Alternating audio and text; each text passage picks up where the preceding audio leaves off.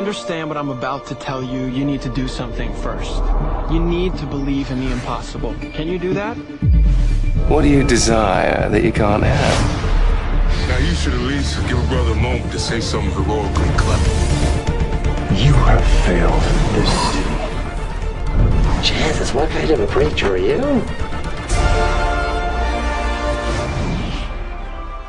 There's about a dozen ways that I could stop you right now. But I don't think I have to. You're the boy from the circus. I started up a security firm. Finally, a superhero team I can actually get behind. In the future, my friends may not be heroes, but if we succeed, they will be remembered as legends. Welcome to the DC TV report for the week ending Saturday, September 21st, 2019. I'm Lilletty O'Hare. And I'm Sarah Netzley, academic by day, writer by night. We're here to bring you recaps, news, and commentary for all live-action television shows based on DC Comics. And we have 3 new episodes for you this week. It's 3 episodes. Wow. Exciting stuff. 3 very different episodes. Yes. Yes. But I'm really enjoying this stretch. I mean, I always like the CW shows, always. But this, I feel like when we stray away from that, it's a little more, not hit or miss, but you don't quite know what you're going to get with the others the way you know with the CW show. But this has been a really fun run of shows the last several weeks, I think. Yeah. And we're coming into a bit of a home stretch now. Krypton and Preacher. I'm sorry, not Krypton. Preacher and Pennyworth only have 2 episodes left after this week. And then we're gonna start gearing up for the 5 CW shows that are gonna be launching in October. Oh man. I mean, it's not that I'm not looking forward to it. Of course I am, but we're gonna have to be a lot more disciplined with our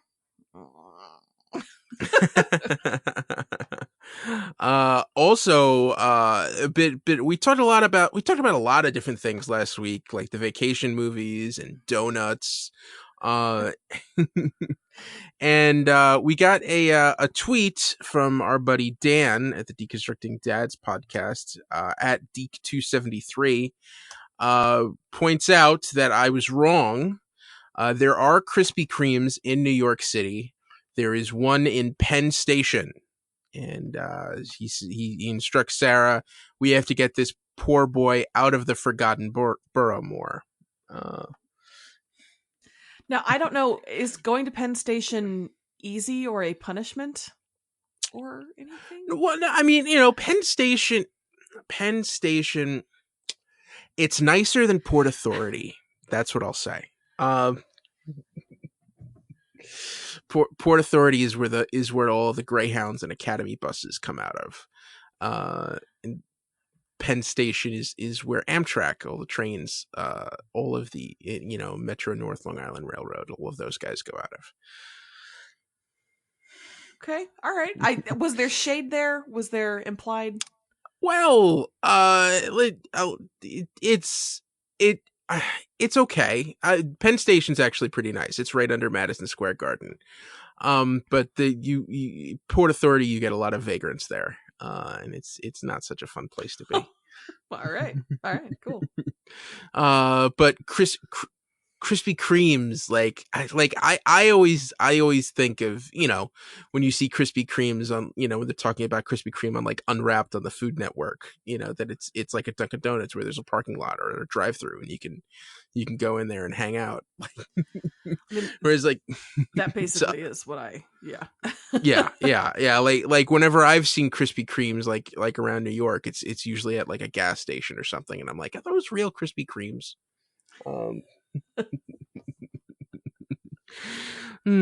But maybe one day next time I'm in Manhattan sometime, which maybe coming soon because Oscar season's coming up. Maybe I'll you gotta get to that movie. Yeah. Yes. Maybe I'll stroll through Penn Station and hit up the Krispy Kreme. No promises. I mean, you don't want to overcommit, I mean, come on. So Ed, we didn't talk about this before we started recording, but did you did you see when Nightwing was trending on Twitter earlier this week? No. I'm not on Twitter very often. Okay, I mean, fine, be out there living your life or whatever. And an artist put together a collection. It was Nicholas Scott put together a collection of Superman over the years, comic, kind of accurate hair, costume, face, and then she did the same for Batman, Wonder Woman, and then Nightwing. But Nightwing, his front and center incarnation is him with his back to the camera and his very impressive butt on display. And the whole internet went, Nightwing, what are you doing? Turn around, baby. So I didn't know if maybe you'd seen the Nightwing talk, but I'm hoping Titans takes a hint and has Nightwing strike a hero's pose with his back to the camera, because he's clearly worked hard for that. So, but it was fun, and he's also. I mean, it was actually really kind of cool. If you are curious, you can look it up at comic book case at Comics Book Case. Sorry, on Twitter, and you can see the different costumes and things. And Nightwing is the one, obviously, who changes the most. You know, he's got the Robin, then he's got the weird popped collar, deep V. Thing. Ooh. You know, it's just a really fun. And so I saw some reactions that were like, wait, Nightwing was Robin? So kind of neat. I don't know. And also there's his butt. So Comics Bookcase on Twitter. Check him out. Okay. That was more about Nightwing's butt than you expected. A little bit more. Also, quick shout out. Just want to say thank you for listening. Thanks everybody for listening. Despite that. If you're listening to us on Apple Podcasts or any podcast app, please rate and review us. That helps more people find us. And if you're enjoying us and you want to hear more, or you just want to help us out, we're part of Wicked Theory Studios, which also includes the Wicked Theory podcast and Preacher vs. Preacher. Wicked Theory has a Patreon. It's patreon.com/Wicked Theory. And for as little as $1 a month, you can help us out, just to handle our overhead, keeping the lights on. And, with that, you get a free podcast, that, our executive producer, Bill Sweeney, and I are doing. It's called Ed Bonds with Bill, where I strap him to a chair and force him to watch James Bond movies, and he learns to love them.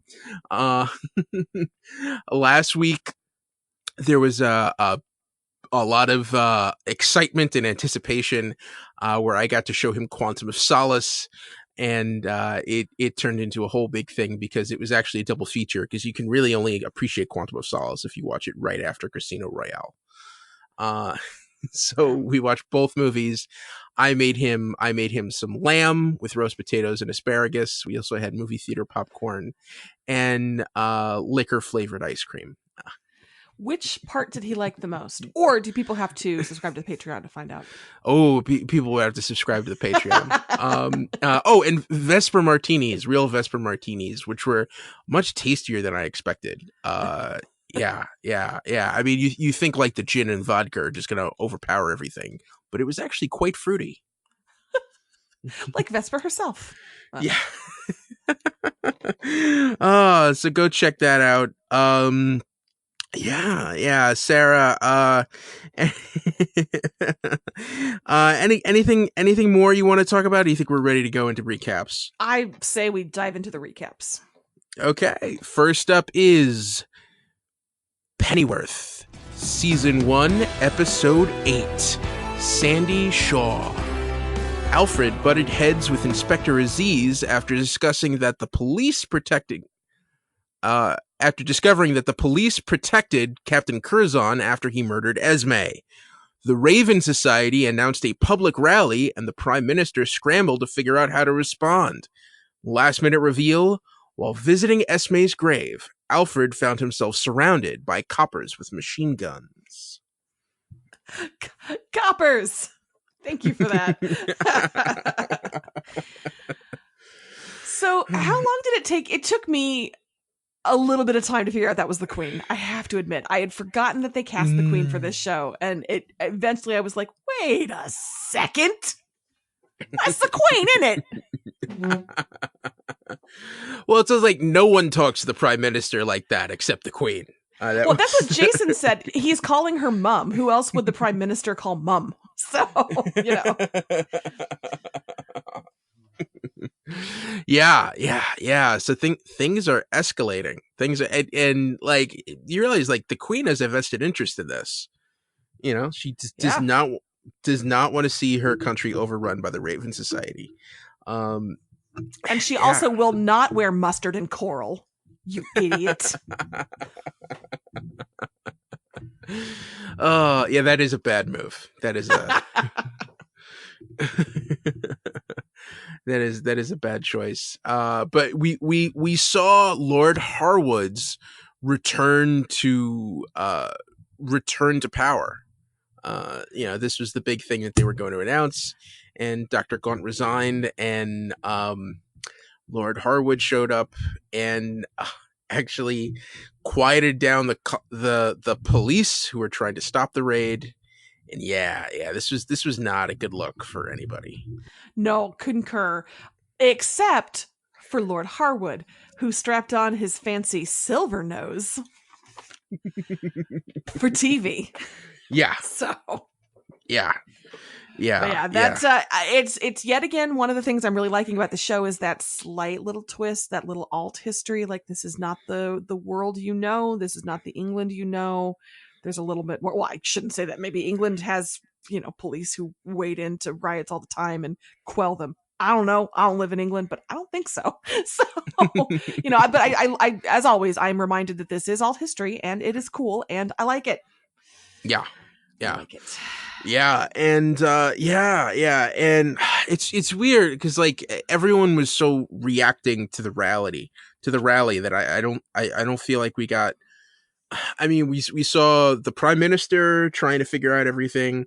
We saw Ripper and Thwaites, from the No Name League, just basically watching all this TV and like, oh, I thought they weren't going to do this. So why are they doing this? I thought they weren't going to do this. What do we do now? Should we do something? Should we send them a fruit basket? I don't know. I did sort of like, it'll be fine. Oh, I don't know. I don't know what I think about this. Wait a second. Oh no, I've lost control of this narrative. And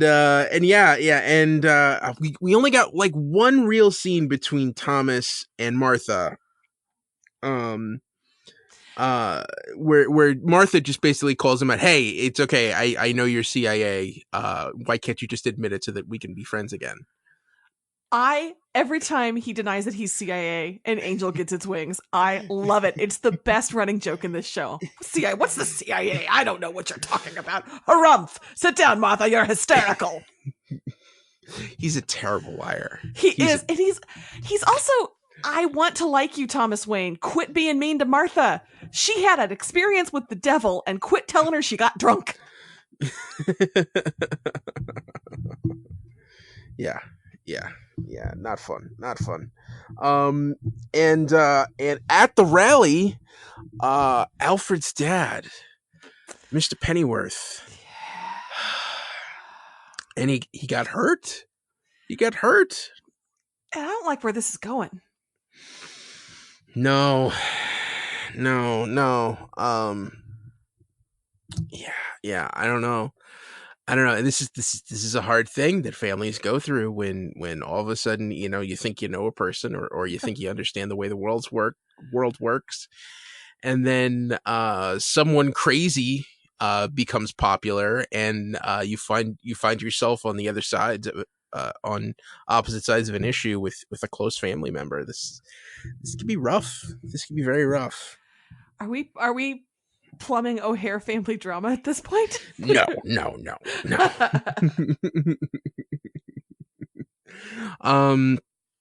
But yeah, I don't know what's gonna happen. I'm worried for Mr. Pennyworth. I hope he just stays at home. Yeah. Maybe stays in with an ice cuppa. Yeah, and Alfred was doing something completely different for the rest of this episode. Yeah, he was trying to beat the cops to the, not beat the cops to the, but I still don't believe that they're going with that as Esme's killer. I don't buy it. I do not buy it. Well, I think we're gonna have to believe that for now. No, it's disappointing. This random guy. Well, I mean, I don't know. Yeah, I mean, the way they kind of set it up at the end, like basically, like he's deranged. He's not in his right mind. Maybe he was manipulated, but I don't really see any signs of that. The only thing that we could prove is that he was crazy, and that it was probably him who did it. What his real motivations were, or if someone else was using him, that's not exactly clear. But I guess the way to make this interesting to me then is who got into his head and sort of suggested that until he actually did murder her. That would be kind of cool if there was a surprise connection with, like, Thomas Wayne did it to get Alfred on his side. Like, I don't think that happened, but I'm looking for something like that from this show is all I'm saying. Mm-hmm. But Alfred really just killed him. he just did that. Yep. Do you think he should have trusted Bet earlier? No, God, no. No. Okay. That woman is cracked. What do you think? I mean, I think she could have helped him find him faster. That's, yeah. And she does know how to exert pressure under interrogation. Also, I love like Alfred kind of leaves it knowing that she's going to take care of it. Just watching her handle that body, the way Inspector Aziz was getting skeeved out. Yeah, and Inspector Aziz is in a tough position now. Because he basically promised Lord Forsyth, who's Captain Curzon's father, that Alfred would be taken care of. Now he has to tell him, "Oh yeah, so I didn't arrest Alfred, and your son's dead. Your bastard son is dead." So yeah, and I wonder if this is gonna affect the way Lord Forsyth votes for the PM. So there's real political implications here. I was going to say, I'm surprised by the actual politics in this show sometimes. So what a strange Batman show. Oh yeah, this is a Batman show. Yeah, that's a crazy stuff. I thought the showdown in the factory or whatever they were, I thought that was thrilling. And I like the way that came together. I thought that scene was very well executed. It felt very, very much like 50s, 60s Hitchcock. Yeah, I really love that they have leaned into that 60s vibe with the style of shooting and the way they're framing, and I don't know, just that this show has been a delightful surprise for me. Cool. All right. Any news for Pennyworth? Nope. Just that I guess 2 episodes left, right? Yeah, 2 episodes. 2 episodes. Wow. I wonder if we're gonna get more. I wonder what Epix thinks of this show. I am shocked to find that I would enjoy a second episode or a second season of this. I was deeply skeptical about the show, and I apologize again. Also, I need Thomas and Martha to get it together. I need them to be nicer to each other. Yeah. Or at least argue in sexy ways and not like, be nice to each other ways. So anyway, that's it for Pennyworth. All right. Moving on to Preacher. Season 4, Episode 8. Fear of the Lord. A dejected Hair Star returned to Masada after the Chunt brothers replaced his penis with a spigot and ate his leg. Jesse Jesse refused to take God's throne and took heavy punishment for it. Tulip and Cassidy found a house in the woods and waited for Dog to show up so they could kill Humperdew in front of him. Last minute reveal, a tender moment between Tulip and Cassidy was interrupted by a knock on the door from the recently resurrected Jesse. I'm so sorry. I usually can get through your very well written recaps, but it's the spigot, Ed. It's the spigot. How does that even? I'm not a medical doctor, but how does that? I just want to remind everybody that Pip Torrens, who plays Herr Starr, is a very serious actor. Like, I've seen him in other things, and he's a very good, very normal actor. Yeah. Well, we saved every part of it that we could, which was nothing.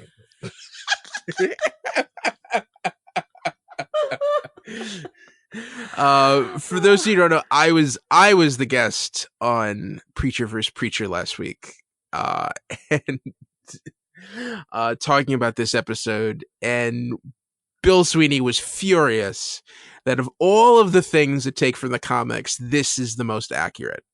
I mean, same. And yet not surprising. Of course it's going to be the dick joke. Like, of course that's what they're going to faithfully and lovingly adapt. All of the material they had available to them. And what do they choose to cling to? That. That said, I would like a spinoff about the Chunt brothers. I just want to know everything about how they came to be where they are. Yeah, fair enough. So, oh, go ahead. No, I think having them wander through Australia rather than Monument Valley makes more sense. But yeah, that was fun. And even though they're only in the book for about maybe 10 pages, if that, they're still to be like the most memorable characters for the book. Greg Berlanti to turn it into a 20 episode season and a spinoff. Yes. So were you expecting the young Herr Starr to be played by the actor playing Herr Starr? Because I was not prepared for that. I thought that was wonderful. And the idea that just screwing up his eye is what made him not beautiful anymore. By the way, you've read the comics more recently than I have. I remember, and this is not Preacher versus Preacher, I know, the backstory to that being a lot sadder. Am I misremembering that? Yeah. It was much more. I mean, it's kind of closer to what Herr Starr's original, that he was a soldier and all that stuff. Yeah. I mean, I'm not surprised that they changed it. I remember thinking that was such a humanizing moment for Herr Starr, and then they gave him this preening peacock with all his beauty. Yes, yeah. And are you happy he still has the bowl cut when they gave him his hair back?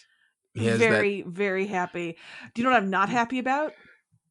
Watching his nipples get ripped off. Oh yeah, that was bad. That was real bad. That was bad. Yeah. I could say, when I watched that was my head was in the couch. I was man. All right, so next up, do you want to talk about Jesse or do you want to talk about Tulip and Cass? Let's do Jesse next. So yeah, Jesse being stubborn. Shock. Still not wanting to take it, and then just finally, actually no, he doesn't. He still stands strong, and Fior has his angel warriors grab Jesse and is literally about to have his butt touch the seat of that throne, and then Jesse wakes up with a mouthful of dirt in the outback, and claws his way out of that grave. Yeah. So now I want to know what would have actually happened if he decided to sit on that throne, if he did take power. It was Dog doing that out of self-preservation. Oh, that's interesting. What happens to old God when you have new God? Yeah. Mm-hmm. But we'll never know. And he bit the eye out of his head, so Yeah, and we finally got to see them come face to face. I liked God better when he was on a motorcycle with ladies. He seemed chiller then. Maybe he needs to just get back out on the open road for a little bit. Yeah. Also, I mean, Jesse kind of pointed out the hypocrisy of his standards. So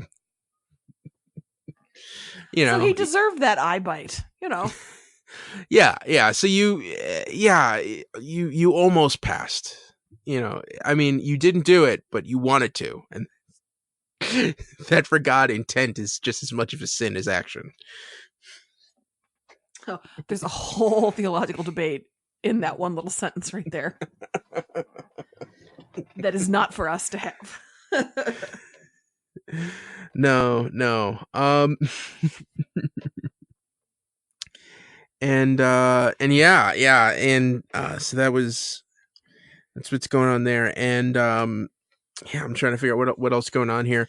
Well, we have to at least mention Jesus breakdancing to Tricky. Oh, yes, that's the other thing. So now Hitler and Jesus are trying to come up with alternatives now that they think Humperdoo is lost. I thought that was a really cool breakdance, but very talented. He's very talented, our Lord and Savior. Yes, but I don't think that dance alone would convince me to take him as my personal Lord and Savior. Your standards are very high. Somehow I don't find it as inspirational as Humperdoo's tap dance. Well, you didn't have Hitler on the piano. I mean, that's.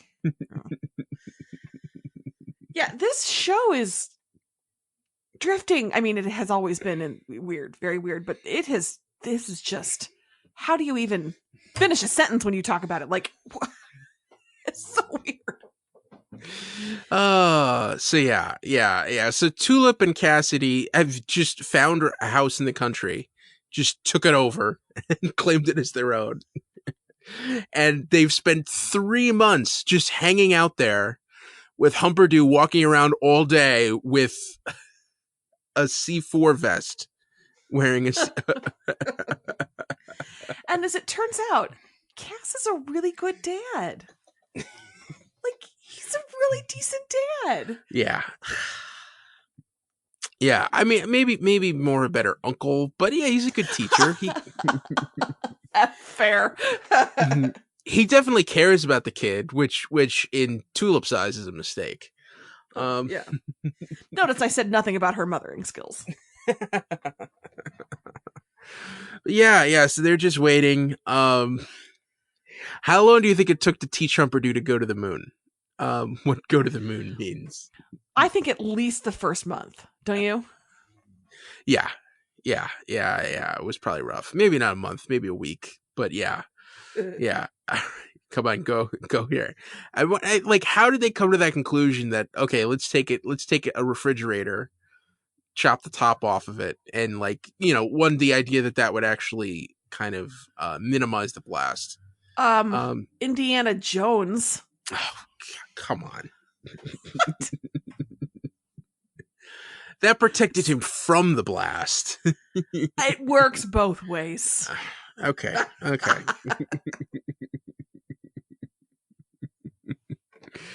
So yeah. And so how do you feel about Tulip and Cassidy actually getting together at the end? I can't believe Sarah Netsley am saying this, but I liked it. And when Jesse shows up and the last thing we see is Cass just being like, are you kidding me? I felt for him. I like Tulip and Cassidy. I like them together. I think he's the better choice for her. This is betraying everything I thought I believed in. What did you think? Same. Yeah. I feel like Dog is turning this into a Sartre play. And we're gonna see how all that plays out. And yeah, we only got 2 episodes left. 2 episodes. I honestly expect them to introduce 50 new elements next week that have nothing to do with the comic or anything we've seen so far. that never get resolved. Like, that would not surprise me in the least. And I don't say that as a complaint. I think I say that admiringly. I don't know what to make of the show anymore. I'm just strapped in. So. All right. So we'll see if they storm Masada to try to free Humperdoo.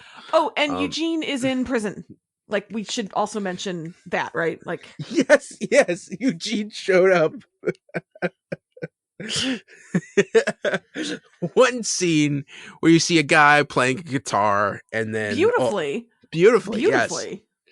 Yes, and then a couple of guys show up angry that he made some kind of comments, and he gets shivved by like 20 guys, and he's just lying there bloody dead. It's static there for like 10 seconds, and then poor Eugene just walks into frame, looks at the dead guitarist, looks off at the people who shivved him, and goes, "Come on, guys." Well, probably everybody enjoyed the music. I mean, it's not cool. And then he started playing that guitar. Is that a song? Does that mean something? Is that a... Either it's a little wink to comic people, or it's going to be the entirety of episode 9. Truly don't know. Man. All right. Lots of expectations, lots of things to look forward to. Any news for Preacher? Nope. All right. And that's it for Preacher. On to our final episode this week, which is Titans. Season 2, Episode 3, Ghosts. Donna, Dawn, and Hank rolled into Titan's tower, ready to help Dick settle business with Dr. Light. No one was quite sure what to do with Rose now that they found out her dad is Deathstroke. Fade splurged on room service and explained to Coriander that the time had come to return to Tamarin and take her place on the throne. Last-minute reveal: down in the train tunnels, Gar ran toward Jason's screams and found a trail of blood. Let me tell you one thing about Jason Todd. I am very, if he dies, he dies about that kid. Then this show is doing exactly what it should.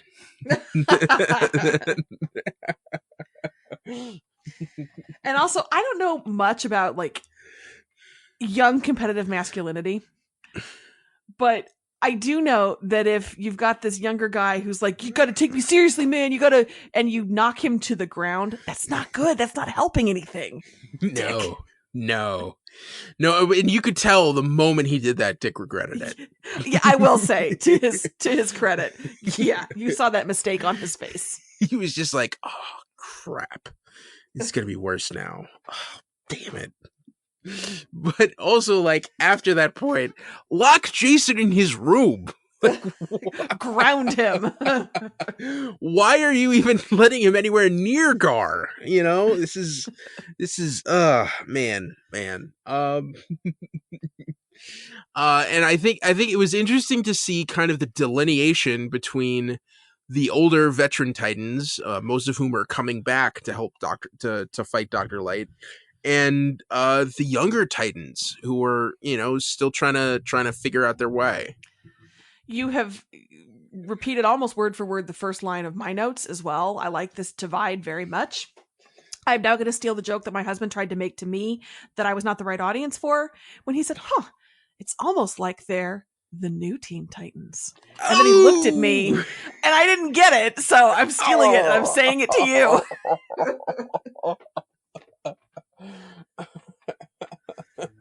Yeah. The new Teen Titans. Then there was also the new Titans and Team Titans, and then just the Titans. And we're back to Nightwing's butt on Twitter. Yes. I love that they keep doing like, it was fine until that thing happened. Dun, dun, dun. And everybody looks at the camera. I love it. I'm super into it. Like, obviously something with Deathstroke, maybe with his eye. I don't know. What's it going to be? I'm excited. Genuinely, I am. Yes. Yeah. Build up this mystery. Yeah. Also, I find it interesting that no one pieced together that Dr. Light and Deathstroke might be working together. That they think it's a coincidence that both these guys came out of the woodwork after that TV story. To be fair, have you ever seen a more mismatched pair of villains? Deathstroke is gonna murder Dr. Light just to get him to stop talking. That is true. And that is the S.A. Morales is doing a great job as Deathstroke with the less is more approach. I was gonna say, I Manny Bennett I love on Arrow, but he is a little bit more like overtly charismatic, and that makes Slade Wilson a little easier to like and root for. Now, to be fair, we had episodes and episodes and episodes with him, and this is like 2 episodes basically. But yeah, I like the sort of reserved, like, that guy could snap your neck without exerting too much effort, but he's not gonna. Unless you push him. It's a good vibe.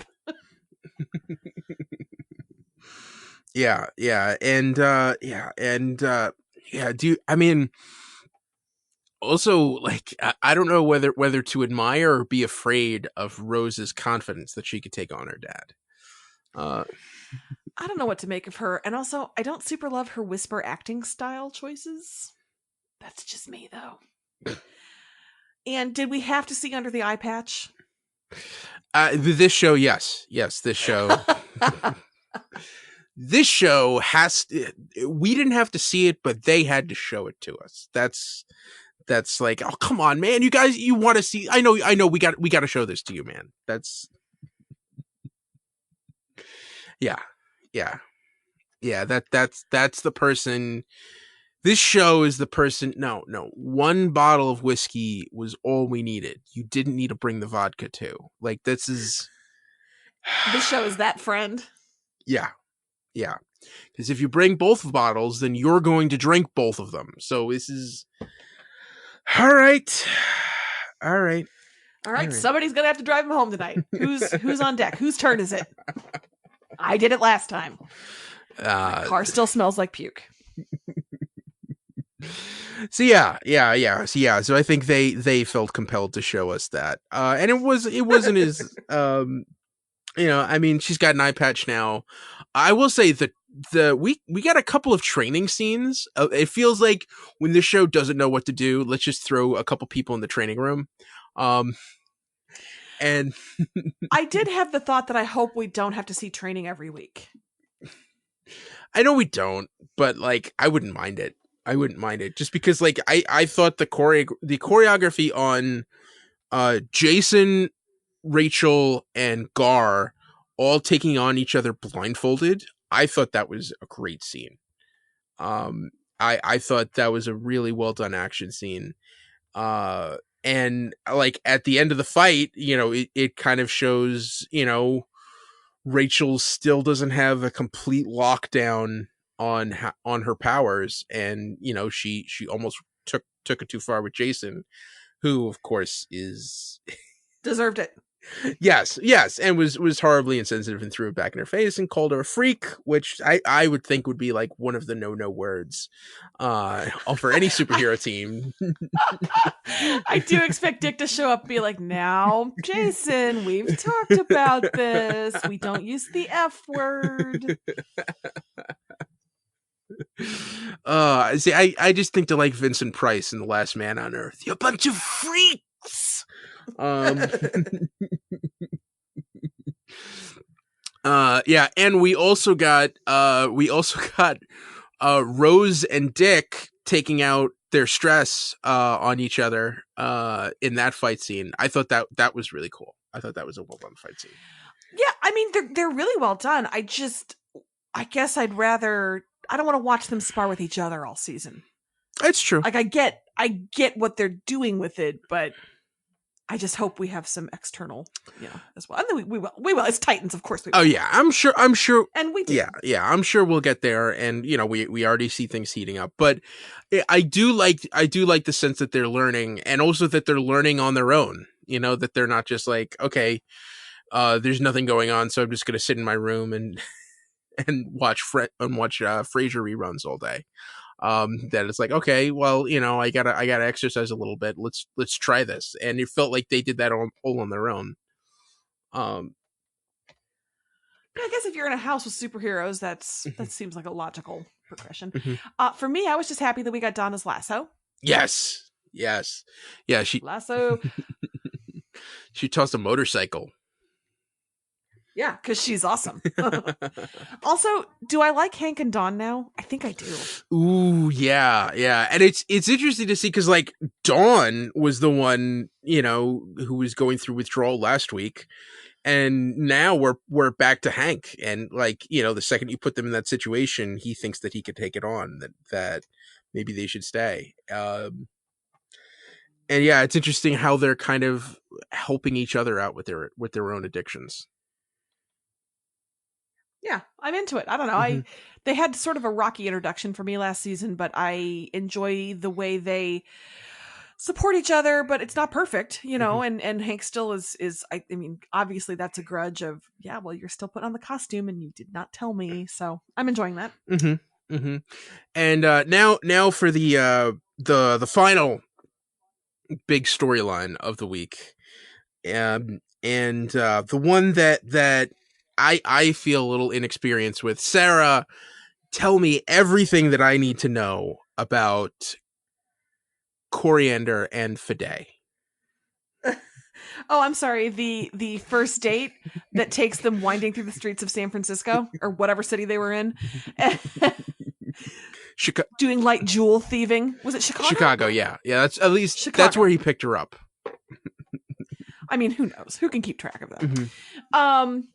Yeah, no, that felt like it was from a wholly different show, didn't it? Look, forbidden love of your like armed guard flotilla who you're not allowed to date or marry because of your society's social structure, but he's been pining for you this whole time, and so he volunteers to come find you. Oh, into it. Good stuff. Typically in the books and movies that I read and watch, you don't end locking him into a spaceship with 10 years worth of food. That's not typically how that resolves. So, what other questions do you have? Ask me anything. So yeah. So do you think that he is going to want to stay on Earth after she kind of showed him like you could do a lot of things here that you can't on Tamaron? If it were me making that decision, if you go back without her, it sounded like he was going to be, was that an execution threat that I heard? Pretty much, yeah. Yeah. So, I mean, that alone, I feel like I'd be like, Earth seems nice. I'll try Earth. But also Corey is there. They had a nice night. I don't know. I didn't get a sense that she was into him. Like, I didn't get a sense that there was pining on her end. Did you? Yeah, no, that was the weird thing. Yeah, there was no indication at all that she was like, oh, him really all this time? Oh, no, nothing. And that is an interesting layer. That's an interesting choice for the show to make.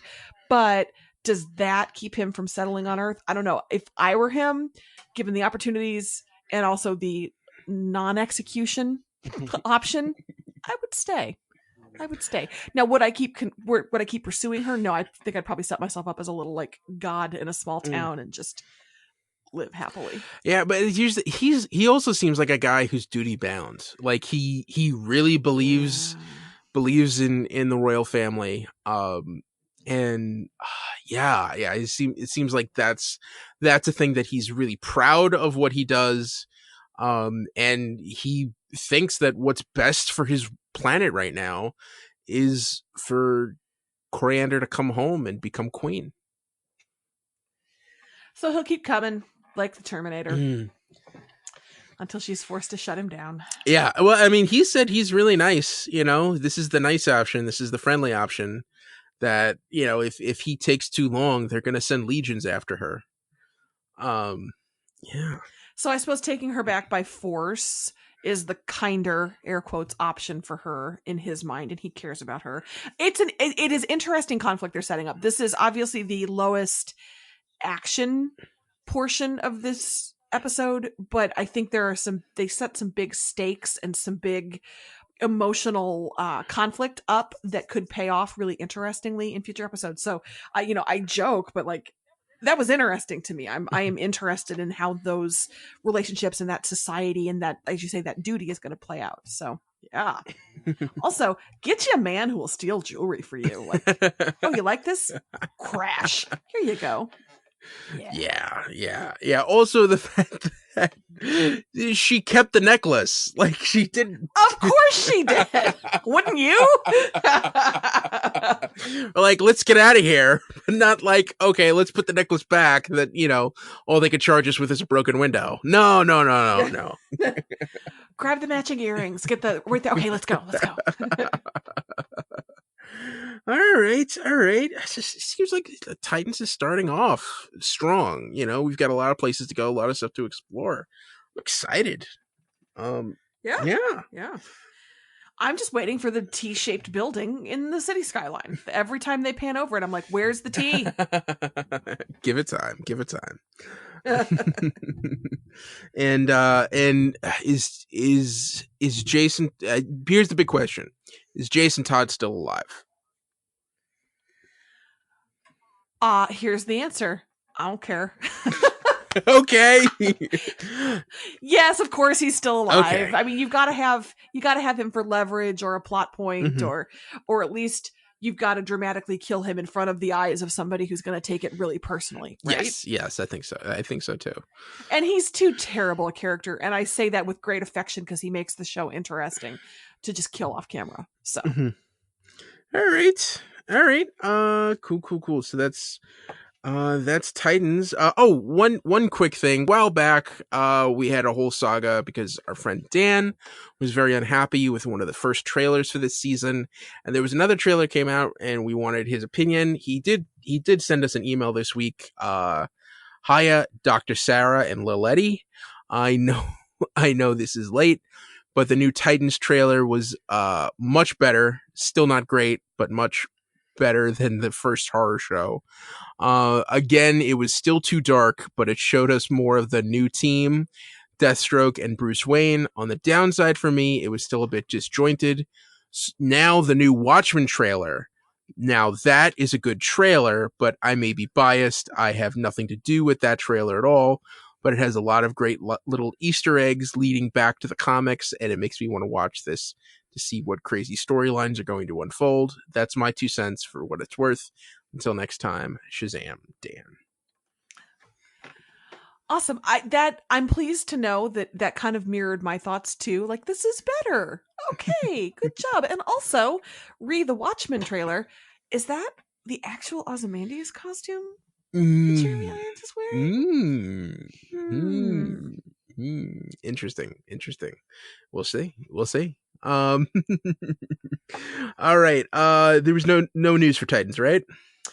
Only that we did get a look at the Aqualad costume. Oh. Aqualad is coming to the show, and we have a still that was released. You can find it on comicbook.com and all over the internet. It looks good. It looks like an Aquaman. He's got the A on his belt. So yes. What else do you want? Yes, it is very different from his classic comics costume, Sarah.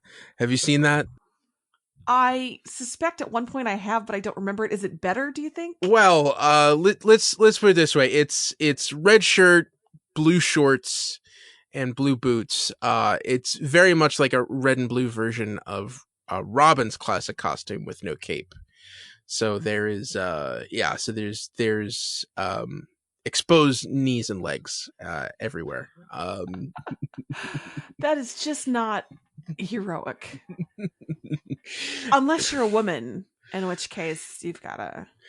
I will say, if you want some fun, on DC Universe they do have the 60s Aquaman filmation cartoon, and Aqualad is all over that in that classic costume. So please check that out. It's been remastered in HD, and yeah, it's a lot of fun. All right, so that's it for Titans news. Let's get to some news for other shows. Okay, so we'll start as we usually do with the Arrowverse crossover. Oh, I almost just started singing the theme song, and I'm not going to do it, but Tom Welling is coming to the crossover as Clark Kent / Superman, which means we get to see, I assume, somebody Tom Welling say Thank you. Yeah. Tom Welling, are we going to get to see him suit up and like legit be Superman? Ooh. I'm so excited. And he's being joined by Erica Durance, who is his Lois Lane, who is Kara's mother on Supergirl, but she's going to be Lois on the crossover with Tom Welling's Superman. And I have got to be honest, this makes me want to rewatch Smallville. There's so many seasons and so many episodes, and I don't know that I have enough time in my life, but damn, I want to rewatch Smallville. I know. Maybe just the first and the last episode. Maybe that'll just to see where the show went in 10 years. That's true. Well, and we did not watch the last couple of seasons, so I actually have lots of things that I didn't see. So yeah, someday we'll just start like doing an episode or two a week. Yeah, I think it's on Hulu. Yeah. I actually stopped before all the Justice League stuff started happening. I think the last episode I saw was when he got trapped in the Phantom Zone. Zod came back. So that's where I left off on Smallville. But more worryingly, I have zero memory. I feel like I hopped off before Michael Rosenbaum left the show. Oh yeah. Mm-hmm. Because what would be the point after? I mean, well, anyway, that's the name we're all waiting to hear that we probably won't. I was half expecting Tom Welling was in the bag, like this was a done deal. Yeah. If they get Michael Rosenbaum in this show, so why is that a nope? Do you think is it because he left the show? I think so. Yeah. I mean, I supposedly he has a podcast now. Supposedly, I think he said he regrets that decision, but yeah, I felt it seemed like he kind of had bad blood. He had some disagreements with the production team, and I think he wanted to do something else. He didn't just want to be Lex Luthor for his whole life. Which is fair. I get that. Yeah. It looks like he and Tom Welling are friends. So it would be, I mean, I was thinking, who else do we need to guest star in the crossover? You know, who else would make you say like, oh my God, we've already got so many people who have been excited at the casting. Ooh. I mean, Michael Rosenbaum is up there for me, but yeah, I'm trying to think. I mean, in some cases, I'm trying to think who's still around. If they can get Mark McClure, so we can actually get a real Jimmy Olsen in this universe, that would be interesting. Okay. I don't know what he's up to lately. And what else? I'm trying to think of other DC shows. I mean, I would think that the Dean Cain, Terry Hatcher. Oh yes. Superman and Lois would be amazing, and they have been on they were on Supergirl the same season. I'm still mad that they weren't in scenes together. So that to me feels like a really easy pitch to hit. But you've got your Kevin Conroy already. You've got so many. You've got Burt Ward. Like, what else who else in the universe? I mean, like obscure stuff. I mean, there's the Birds of Prey show from the early aughts. That I can't think of any of the actors' names. Well, Mia Sara from Ferris Bueller. She was Harley Quinn in that show. So these are like deep cuts, hard pulls. I think we should just like throw in Swamp Thing just as a slap in the face. Can you imagine? Yeah, I mean, I bet Ian Ziering would 100% turn up as the Blue Devil. He probably is hanging around the set where they're filming right now, just like, hey guys, I'll just walk on. Yeah, you want to just like definitely. And again, Constantine, Matt Ryan is always dropping hints about old Swampy, so I think it's a possibility. Well, and actually, while we're joking about this, comicbook.com did have an article that they tried to get Cameron Cuff, who was Seg-El in the recently canceled Krypton. Like, he was going to be a part of it, but he had a scheduling conflict filming a movie or something, so he's not going to be able to do it. I comicbook.com usually reports on reputable things, so I believe it. That would have been really cool. I really liked Cameron Cuff as Segel, even if I had a beef with the show sometimes like that. Would have been neat. It would have been really cool. However, I will say the good news about that is that Cameron Cuff is still working. I mean, the world should not be deprived of that handsomeness. I agree. But I bet the guy who played Lobo is free. Ooh. Just saying. Okay. Emmett Scanlon, call your agent. So yeah, that's kind of, hey, I guess here's what I would say at the end of this 15-minute sidewinding conversation we've just had. Listeners, if you have your dream cat, like who has not been added to the crossover that you would like to see? And I ask this knowing I've seen some pushback online that like you have so many cameos now, how are we going to have time for the actual main cast? So I've seen some people who are not happy with it. I get that it's going to take away from Barry and Kara and Oliver and it's Oliver's last run of episodes. I get it, but I am really, really excited about all of these people. So I would love to hear who you would have who is still alive, like who legitimately could actually show up. Tell us. Tweet at us at DCTV Report. Yes, please tell us. Excited for that. Okay, what's up next? We're still talking about the crossover.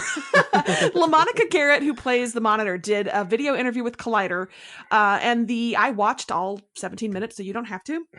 He is a very Arrow heavy actor this year, so he and Oliver are kind of joined at the hip.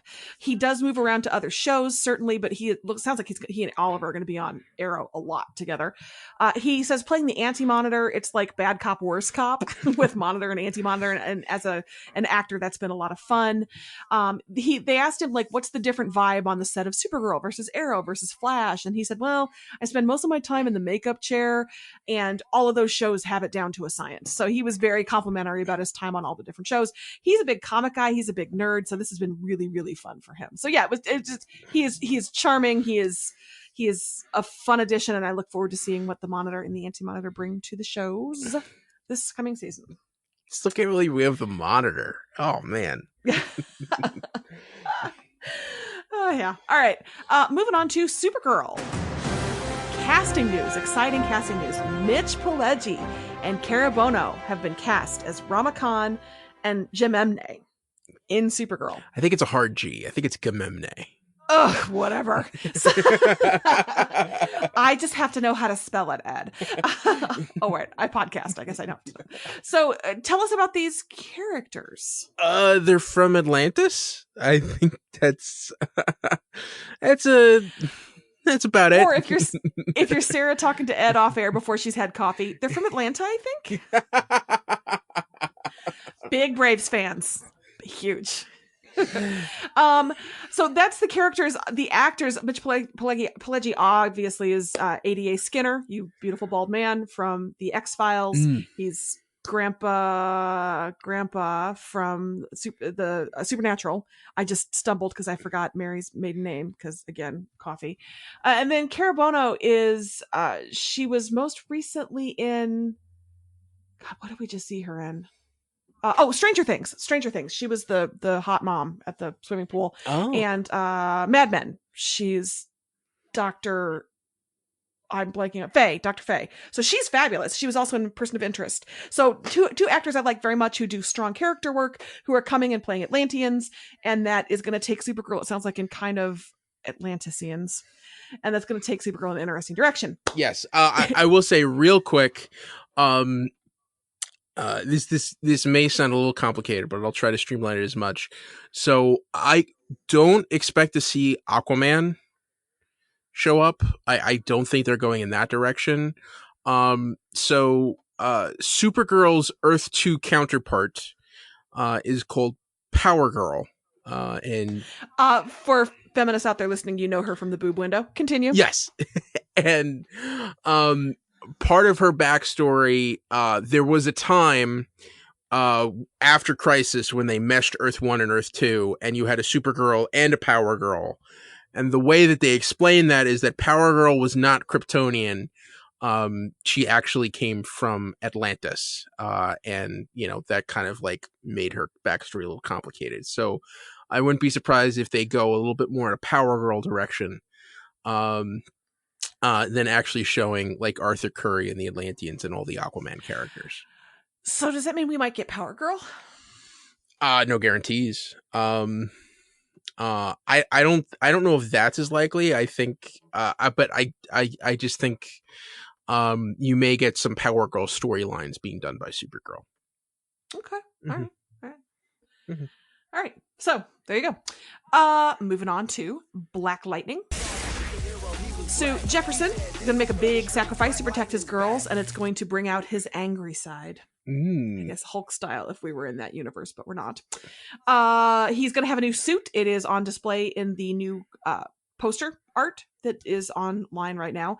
And we're going to see Anissa becoming Blackbird for real. She's not going to be just sort of somebody in a half costume, but she's going to fully lean into the Blackbird persona. So Thunder is going to take a step back and Blackbird's going to move to the front, or fly to the front, flap to the front. Blackbird. Sorry. I could see this causing tension. Yes. And it sounds like it's going to be some sort of fractured family dynamics this season early on, so that might be part of it. Yeah. Mm-hmm. Next, The Flash. So Killer Frost sounds like is going to move front and center. We might be seeing more of Killer Frost than of Caitlin this season. She's going to explore her humanity. So she's going to be a little more present. So I hope Danielle Panabaker is prepared to sit in the wig and makeup chair for longer. But at the same time, there is a report that Killer Frost is going to have a brush with death. So I wonder if maybe that's going to make her explore, aware of her mortality and want to explore other arenas. So that might be why we see more Killer Frost, but I am super into that.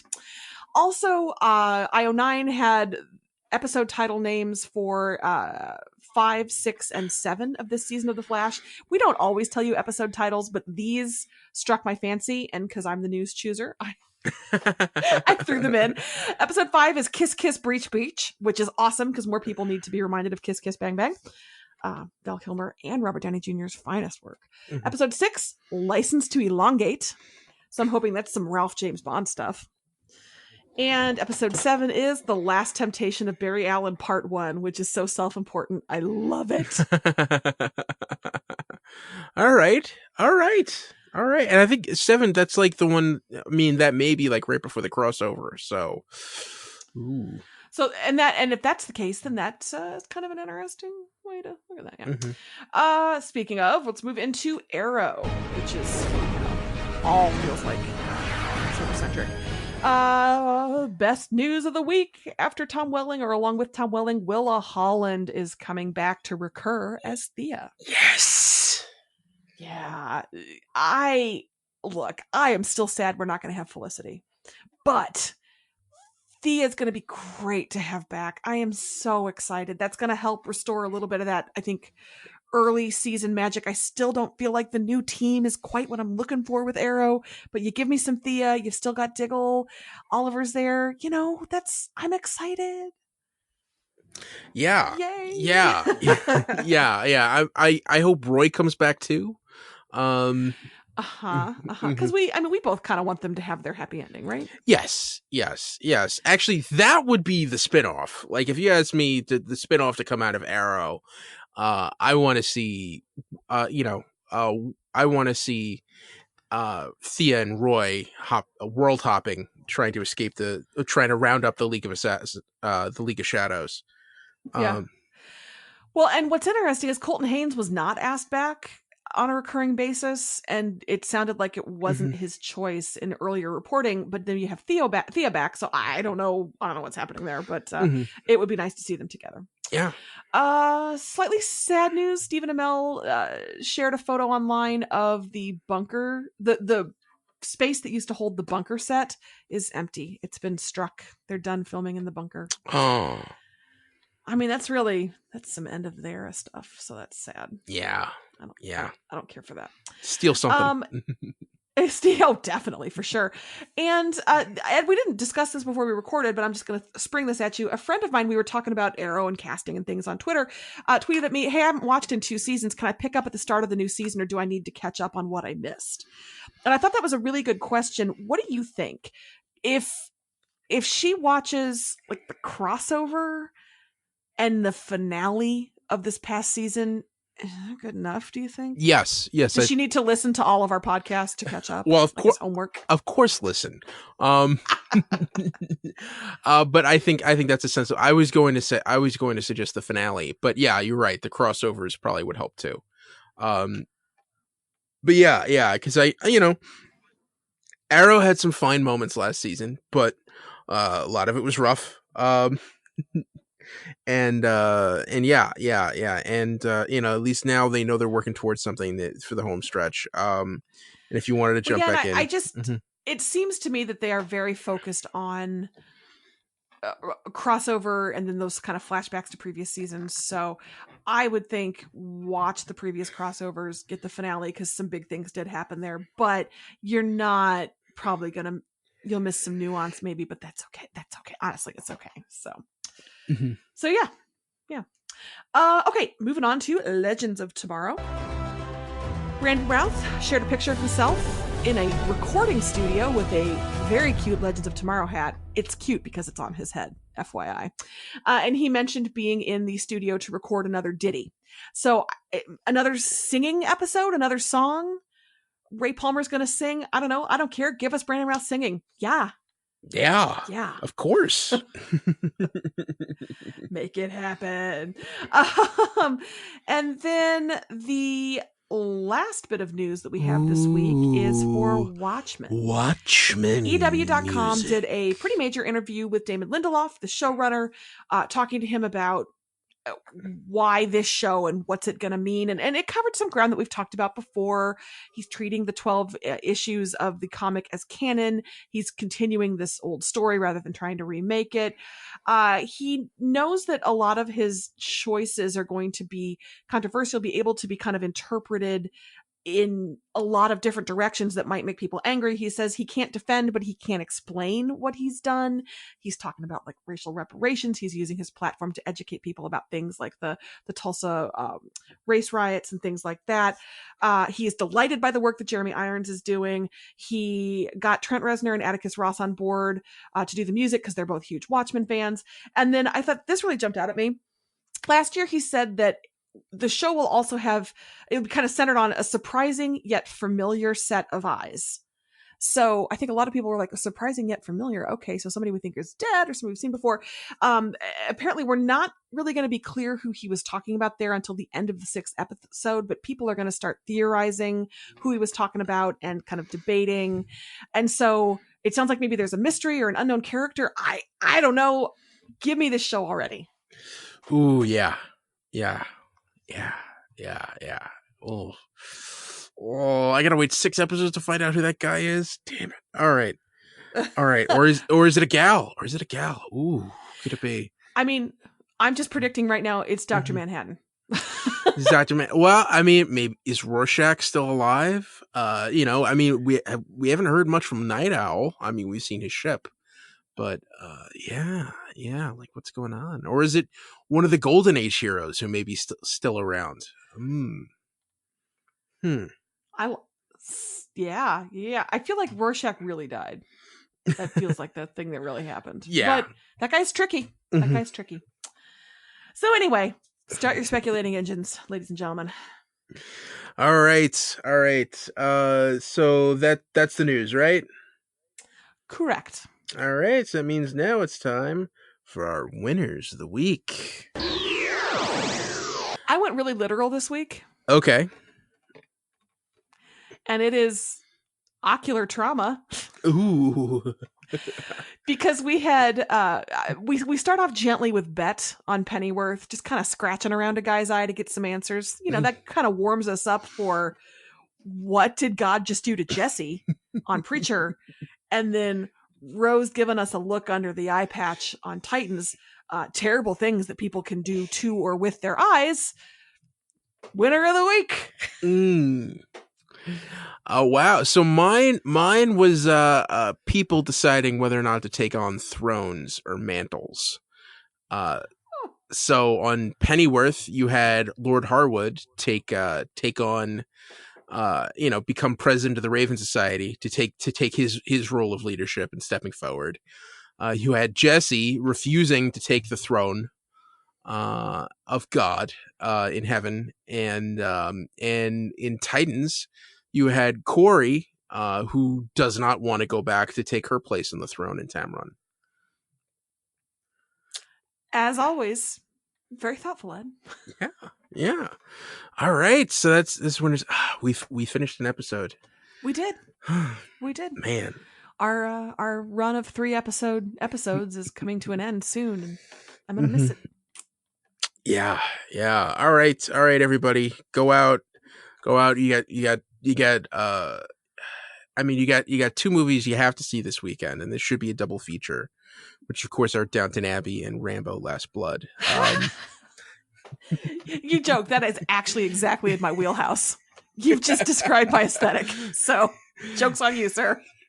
Yes. Well, no, the trick is, which do you see first? You know, that's like...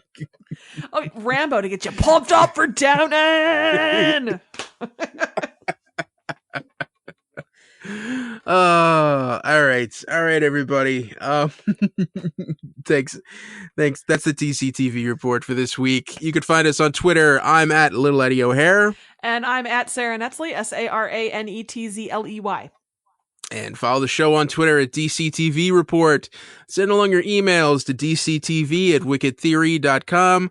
Also, be sure to subscribe to our show on your podcast app of choice and rate and review us. That helps more people find us. Check out our sister shows, the Wicked Theory Podcast and Preacher vs. Preacher. This has been a Wicked Theory Studios production. Executive producer, Bill Sweeney. Visit us at wickedtheory.com. Shazam, everybody. Shazam. Shazam.